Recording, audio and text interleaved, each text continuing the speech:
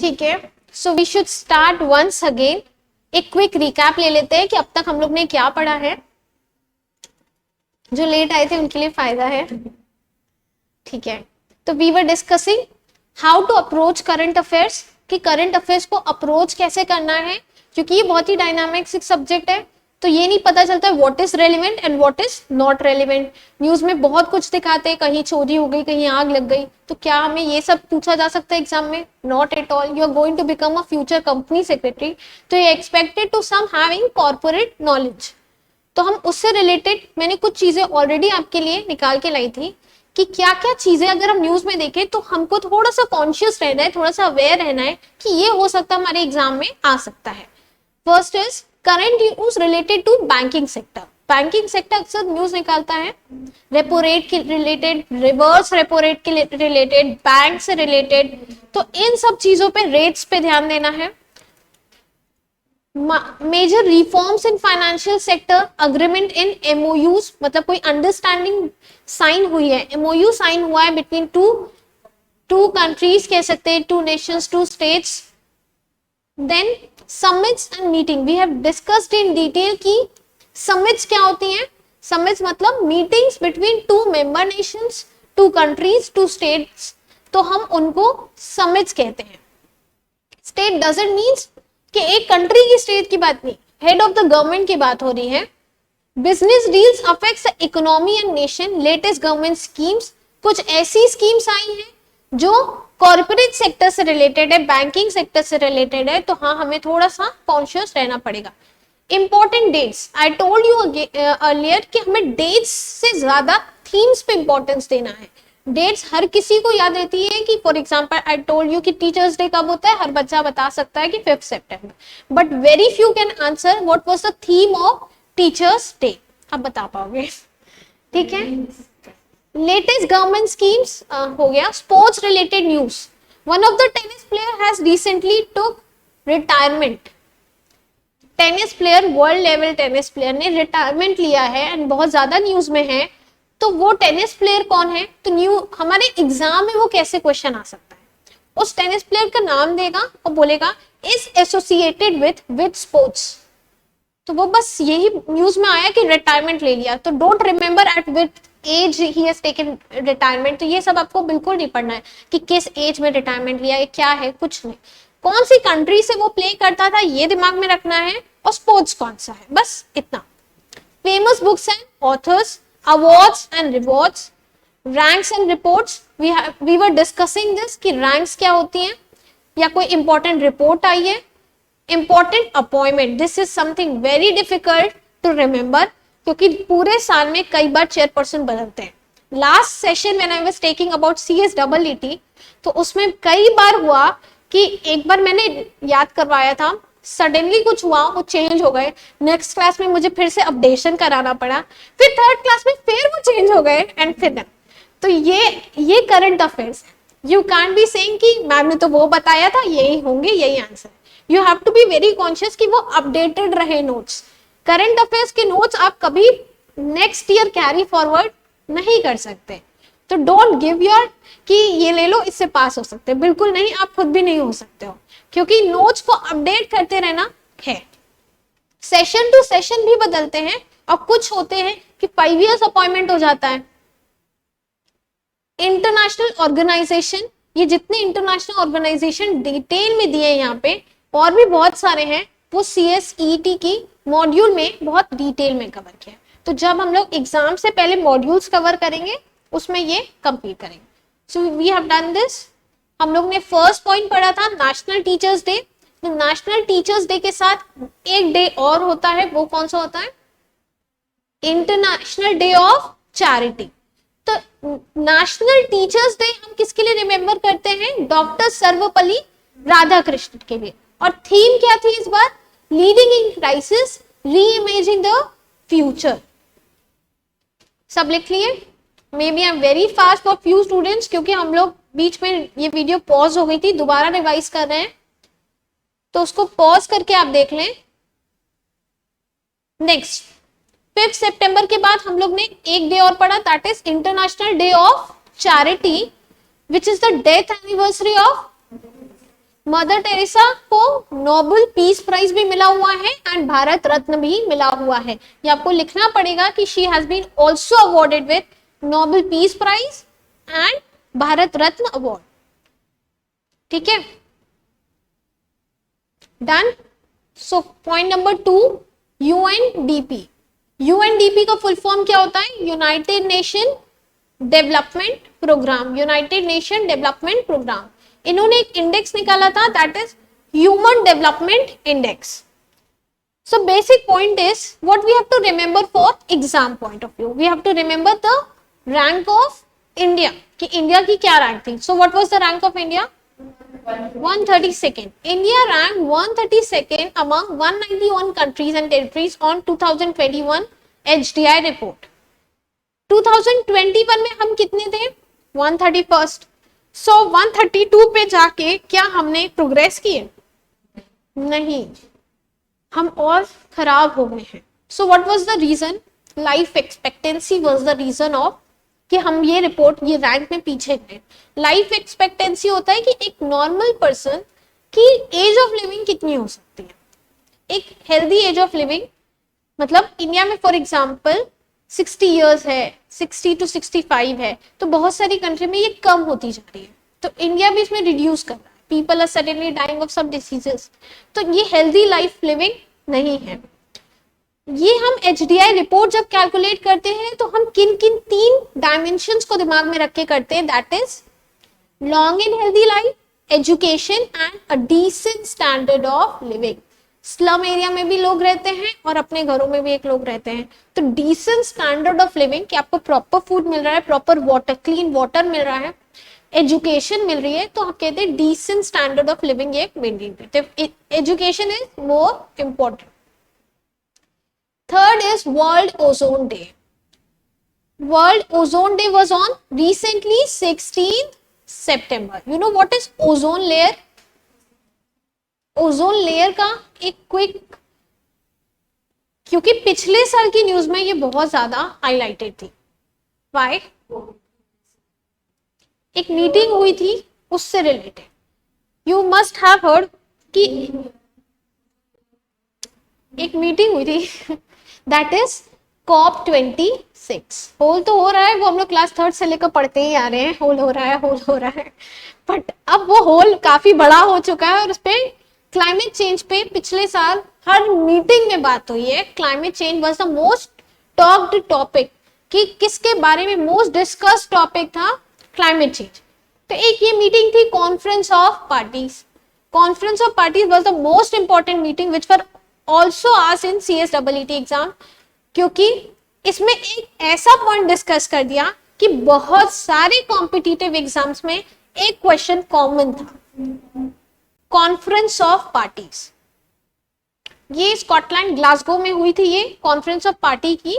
26 इसलिए बोलते हैं क्योंकि ये इनकी 26th मीटिंग थी ग्लासगो। ये सब आपको याद नहीं रखना है, मे बी अब कुछ अपडेशन आ जाए एग्जाम से पहले। मैटर समझो, व्हाट वाज द मैटर। उसमें एक पॉइंट डिस्कस हुआ, India will contribute to emit, मतलब to reduce the emission of carbon. Reduce the emission of carbon मतलब कार्बन का एमिशन हम कम से कम करेंगे और हम नेट जीरो कार्बन लेकर आएंगे। कितना? Net zero emission of carbon in the year 2070। ये क्वेश्चन ऑलमोस्ट हर एग्जाम में पूछा गया। 2022 में हर एग्जाम में क्वेश्चन पूछा गया, और ये आगे आने वाले के लिए भी इंपॉर्टेंट है कि व्हेन वो इंडिया का टारगेट ईयर कौन सा है नेट जीरो का। तो नेट जीरो का टारगेट ईयर क्या है? 2070। So what is the basic question कि नेट जीरो क्या होता है? नेट जीरो, जीरो लेवल पे ये तो हो ही नहीं सकता।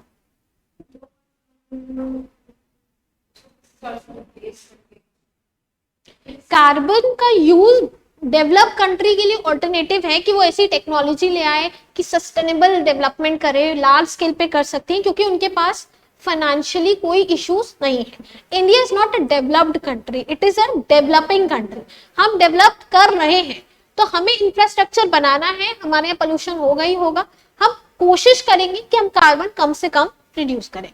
बट कार्बन का नेट जीरो का मतलब क्या होता है? What is net zero?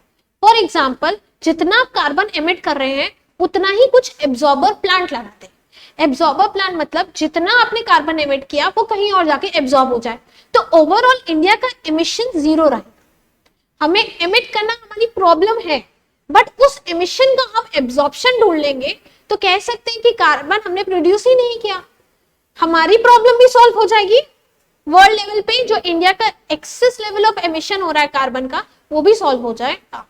तो what is the India's target of net zero? It is 2070।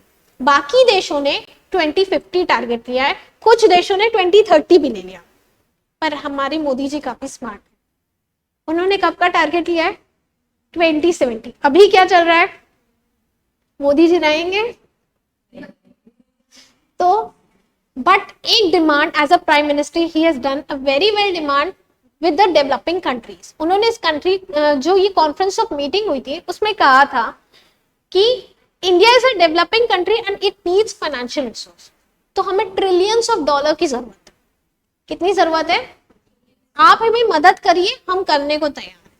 So this was very smart work कि सामने जो कंट्री डिमांड रख रही है उनसे हमने पैसे मांग लिए कि हम तुरंत करेंगे, बस आप हमें सपोर्ट दे दीजिए। तो this was something important. Highlight this with your marker कि नेट जीरो का टारगेट ईयर क्या है? 2070। अब what is net zero? Net zero हमने समझ लिया, ozone layer. Ozone layer the layer of protection layer कि जो हमें यूवी रेस, अल्ट्रावायलेट रे से प्रोटेक्ट करके रखती है। तो ozone layer protect us from ultraviolet rays. Carbon product emission से क्या हो रहा है? यहाँ पे होल हो रहा है, उस होल से क्या होगा?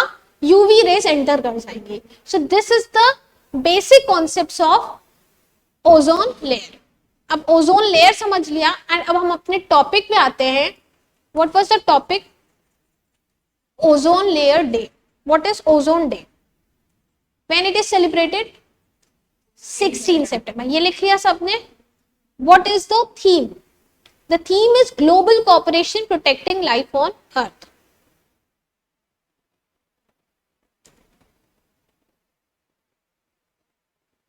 It is highlighted. The theme is announced by UNEP. अभी हम लोग ने ह्यूमन डेवलपमेंट इंडेक्स रिपोर्ट पढ़ा, वो कौन अनाउंस करता है? UNDP. That was development program, it was environment program. UNEP. Global cooperation protecting life on earth. Next, इसको अभी के लिए हम लोग स्किप करेंगे and we will cover at the last of this session, क्योंकि इन डिटेल कवर करना है। अभी हम लोग ने समिट्स पढ़ा था, एक टॉपिक था कि हमें समिट्स पढ़ना है। रिसेंटली एक समिट हुई है, इस मंथ हुई है, तो एग्जाम के लिए that is the most important summit. जैसे पिछले साल के लिए COP26 इंपॉर्टेंट थी, इस बार नहीं है उतनी इंपॉर्टेंट, बस उसका ईयर इंपॉर्टेंट है। लेकिन SCO समिट इस बार के लिए सबसे ज्यादा इंपॉर्टेंट है। Next, the Roger Federer announces his retirement from professional tennis. So write his name and write the sports associated with it. Tennis. It is from, एक second, I have written 3 names also.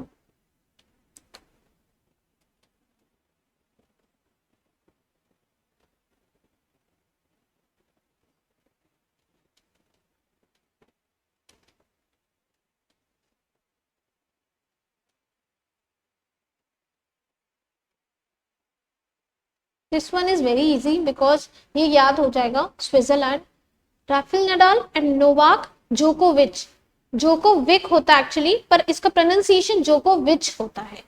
Novak जोकोविच, इनके भी याद रखने पड़ेंगे। He is from Spain और he is from Serbia.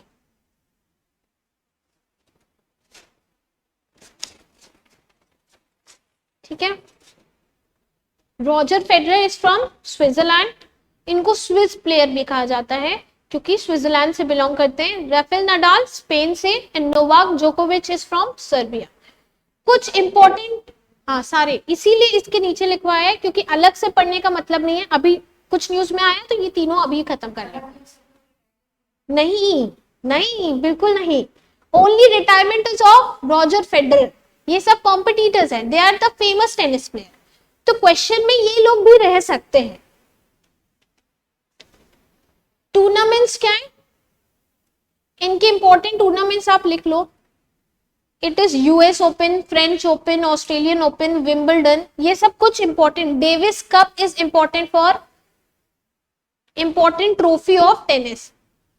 Cricket is very common in India, तो हम लोग उनके प्लेयर्स और उनकी ट्रॉफीज काफी अच्छे से पहचानते हैं। टेनिस इज लेस कॉमन, सो हम लोग इतना अच्छे से इनकी ट्रॉफीज याद नहीं करते हैं, पर इसलिए न्यूज में है तो इससे रिलेटेड जो कुछ हो सकता है अभी पढ़ लेंगे। Australian open, French open, Wimbledon, Davis cup, सब important tournaments of tennis.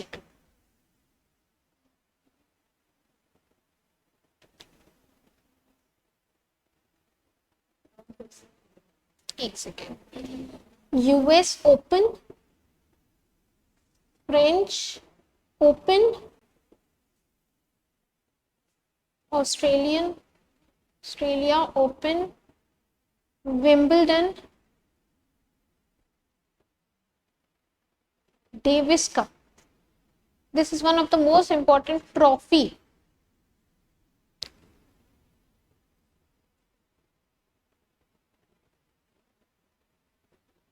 Done.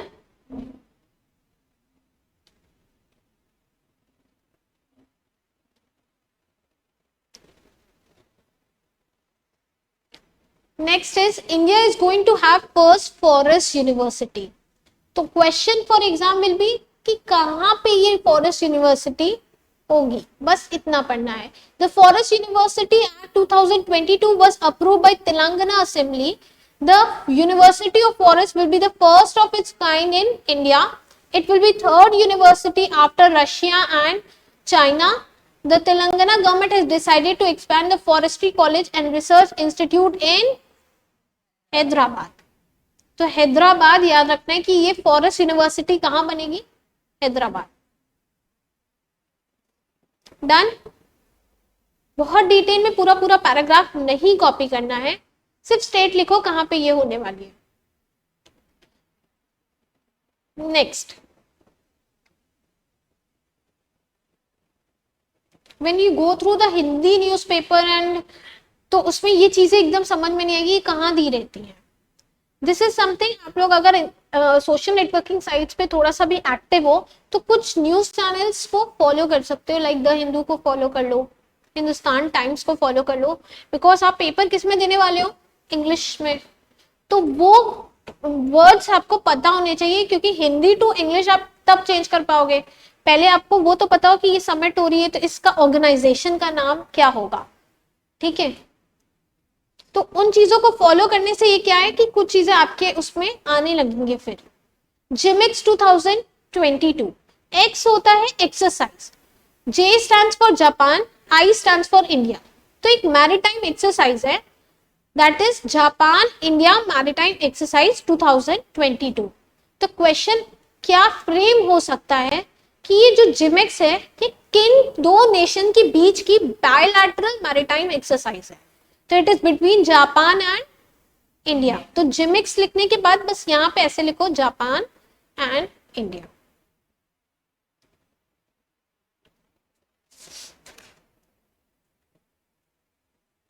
Done.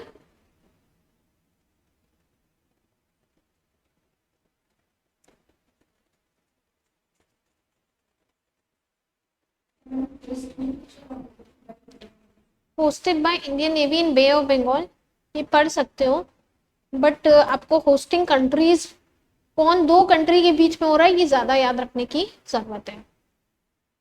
पूछ तो कुछ भी सकता है, तो डोंट एवर थिंक कि क्या पूछेगा, जो पढ़ सकते हो पढ़ो। जिमिक्स के बाद एक होता है सिम्बिक्स, एक होता है सिटमिक्स और दूसरा होता है स्लीनेक्स, SLINEX।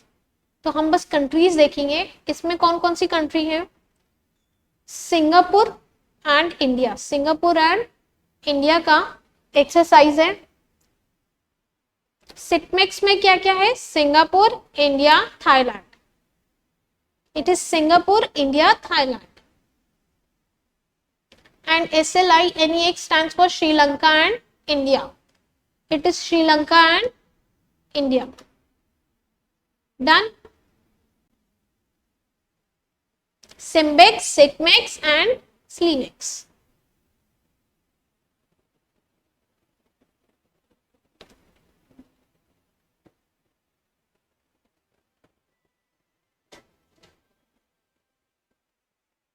Next. रिसेंटली न्यूज आई थी कि क्वीन एलिजाबेथ की डेथ हुई है, सबने सुना था। तो King Charles name William and Kate as the prince and princess of well.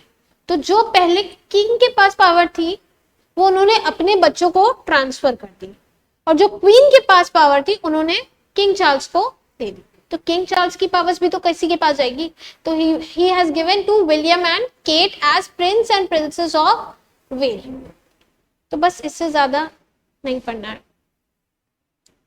इसको आप स्किप भी कर सकते हो, बस दिमाग में रख लो क्वीन एलिजाबेथ, दिमाग में तो रहता ही नहीं है, that is the biggest problem.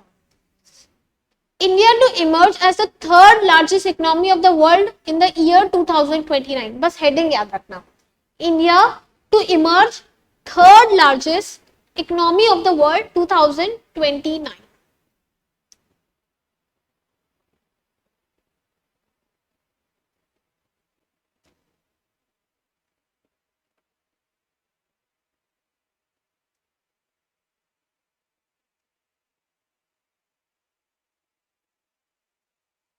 Done. Next name, I don't know आप लोग फेमिलियर हो कि नहीं साइरस मिस्त्री से। As a CS I have gone through the case studies of Cyrus Mistry. Company law पढ़ते टाइम हम लोग ने भी पढ़ा है। Cyrus Mistry was one of the most relevant person. ये किस कंपनी से एसोसिएटेड है, ये किस कंपनी के चेयरमैन रह चुके हैं, इनकी सडन डेथ हुई थी, दैट इज टाटा सन्स से एसोसिएटेड है। बहुत लंबी केस स्टडी है, आई होप कि तुम लोग कभी कंपनी लॉ पढ़ते टाइम ये जरूर पढ़ोगे। Former Tata Sons chairman Cyrus Mistry passes away.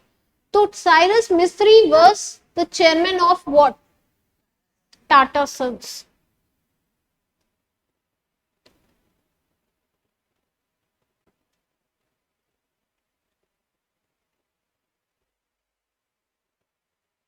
Done. He had taken over the chairman in December 2012 after Ratan Tata announced his retirement. ठीक है,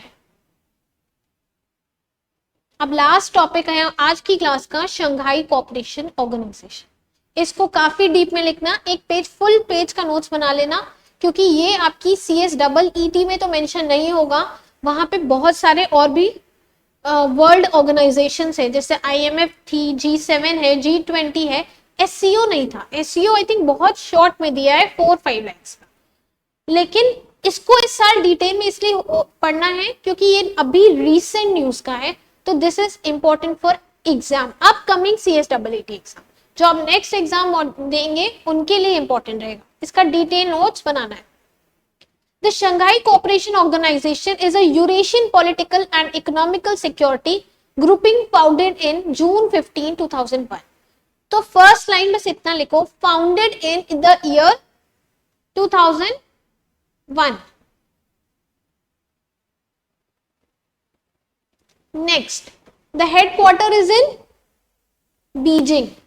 तो फाउंडेड लिखने फर्स्ट मिल गया, दूसरा क्या मिल गया? Headquarter. What I used to do as a मतलब पिछले सेशंस में भी मैंने ये करवाया था, जो CSEET के इससे पहले बैच था उनके साथ भी यही करवाया था, कि सारे पढ़ने के बाद, काफी ग्रुप्स पढ़ने के बाद एक कंपैरेटिव चार्ट बनाएंगे। कंपैरेटिव चार्ट बनाने का मतलब है, सपोज G7 पढ़ लिया, G20, ब्रिक्स, IMF और बहुत सारे जितने पढ़ेंगे, एक चार्ट बनाएंगे, फाउंडिंग ईयर फिर सबका लाइन से लिखेंगे, मेंबर कंट्री का सिर्फ नाम नहीं नंबर्स लिखना है, 8 मेंबर्स है, 5 मेंबर्स है, ये सब वो लिखना है। इंडिया मेंबर है टिक करना है, जिसमें इंडिया मेंबर नहीं है उसको क्रॉस करना है। ये सब करने के बाद उस साल मीटिंग किसने होस्ट की थी और उसकी थीम क्या थी। तो इससे क्या है, एग्जाम के एक दिन पहले के लिए वो चार्ट रेफर करने से आपके पांचों या फिर जितने भी इंपॉर्टेंट ऑर्गेनाइजेशन है वो एक बार में कवर हो जाएगा। Done. How many members are there? It is has 8 members. कितने मेंबर्स हैं? उनके नाम चाइना, रशिया, इंडिया, पाकिस्तान। जिनके बहुत कम मेंबर्स हैं 5 to 8 रिमेंबर कर सकते हो। कुछ में 195 मेंबर्स हैं, कुछ में 45 मेंबर्स हैं। चाइना, रशिया, इंडिया, पाकिस्तान, फिर Kazakhstan, Kyrgyzstan, Uzbekistan and Tajikistan. नहीं, it is bordering countries. Kazakhstan, Kyrgyzstan, Uzbekistan, Tajikistan. अब ये 8 मेंबर्स के बाद हमें क्या याद रखना है? होस्ट कौन था? Who was the host? It is Uzbekistan was the host. कौन होस्टिंग कंट्री थी? उज्बेकिस्तान।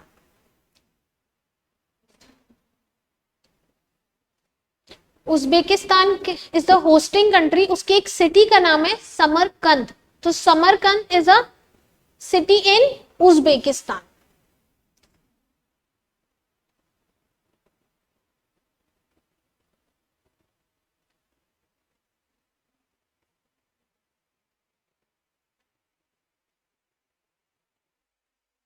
Done.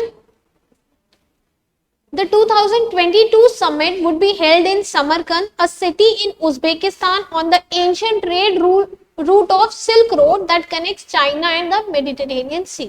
इसमें कुछ नहीं था।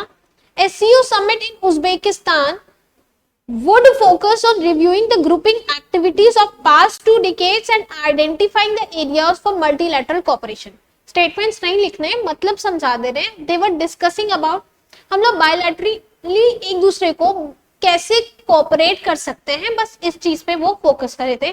और 2 डिकेड्स मतलब लास्ट 20 इयर्स में इन लोगों ने मिलकर किस चीज पे काम किया है। The discussion would also focus on geopolitical crisis caused by Russian invasion of Ukraine and situation in Taliban rule Afghanistan. क्योंकि ये जितनी कंट्रीज हैं, एक बार आप मैप में देखोगे तो बहुत मतलब इंडिया की काफी नियर कंट्रीज हैं, तो उससे एक ही जैसी सिमिलर जियोपॉलिटिकल क्राइसिस होंगी। सपोज तालिबान के आने से अगर एक कंट्री को प्रॉब्लम है तो उस एरिया की सारी ही कंट्री को तो प्रॉब्लम होगी। तो एक तो डिस्कशन इस पे हुआ और एक डिस्कशन किस पे हुआ है? रशिया का यूक्रेन पे इन्वेजन। रशिया यूक्रेन इन्वेजन मेरी एक ऑलरेडी यूट्यूब पे क्लास भी है पहले कि ये क्यों हुआ था, what was the reasons behind it, और इससे दोनों कंट्रीज के अलावा वर्ल्ड लेवल पे क्या क्या इफेक्ट आया। क्योंकि अब ये बहुत पुराना हो चुका है इसलिए उतना इंपॉर्टेंट नहीं है, but anyone who have the curiosity कि ये क्यों हुआ था या अभी तक समझ में नहीं आया, तो that has specific video on YouTube. The first in personal summit since 2019, SCO summit held in Bishkek in Kyrgyzstan.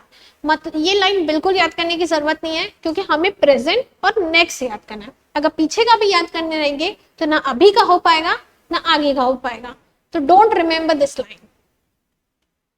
The summit would witness the first in-person meeting between Prime Minister Modi and Chinese President Xi Jinping after the meeting in Brasilia in the lines of BRICS. BRICS नाम आ गया है, full form लिख लेना, Brazil, Russia, India, China and south Africa.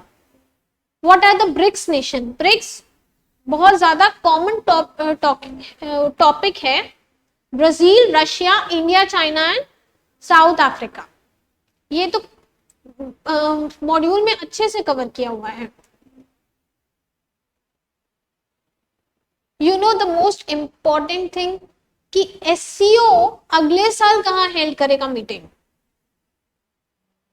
New Delhi. तो next meeting of SCO will be in, so present hosting कौन थे? Uzbekistan. बोलो सब साथ में बोलो, उज्बेकिस्तान। पाकिस्तान याद रहता है, ये कहां से आ गया? ठीक है। After the Samarkand India would take up the presidency, तो next hosting country is India.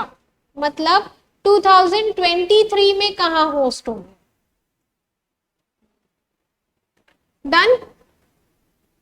तो हम लोग ने अभी 5 पॉइंट जो पढ़े हैं पहला फाउंडिंग ईयर 2001, हेडक्वार्टर कहाँ है?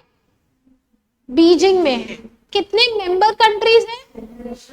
नाम, बस नाम, नाम नहीं बस number. Hosting country, next hosting country India. इतना याद रहेगा सबको? दिखने में बहुत बड़ा था पर हम लोग ने क्रक्स निकाल के साइड में कर लिया है। अब हम लोग वो फोर्थ पॉइंट में एक बार पढ़ लेते हैं, क्या उसमें कुछ अलग सा कुछ दिया है? Narendra Modi arrived here to attend SCO summit, which is set to deliberate on regional security.